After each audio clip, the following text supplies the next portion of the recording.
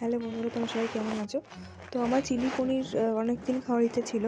But আমি বাইরে থেকে খেয়েছিলাম যখন জব করতাম, তো ওখানে অতটা ভালো পাইনি। তো সেটা আমি একদিন বিয়ে বাড়িতে খেলাম, চিলি পনির দারুণ লেগেছিল। তো ভাবলাম যে আজকে ফ্রাইড রাইস, শীতকালে তো ফ্রাইড রাইস এমনিই ভালো লাগে, আর চিলি চিকেন সবসময়ই করা হয়, তো চিলি পনির করছিলাম। তো আমুল পনির দিয়েই করছিলাম ব্যাপারটা, আর সেদিন কর্নও অ্যাড করেছিলাম রাইসে। তো দারুণ লেগেছিলো, রাইসটা ঝরঝরে হয়েছিল। তোমরা তো রেসিপিটা জানো, তো আমি আর রেসিপি শেয়ার করছি না। আমার একটা বক্তব্য ছিল যে সুস্থতা হচ্ছে কিন্তু মানুষের ঈশ্বরের দেওয়া একটা বড় নেয়ামত। কি বলবো, একটা বড় আশীর্বাদ স্বরূপ। কারণ আমরা সুস্থ আছি বলেই কিন্তু আমরা এই খাওয়া দাওয়া, চলাফেরা সব কিছু ভাবতে পারছি, করতে পারছি।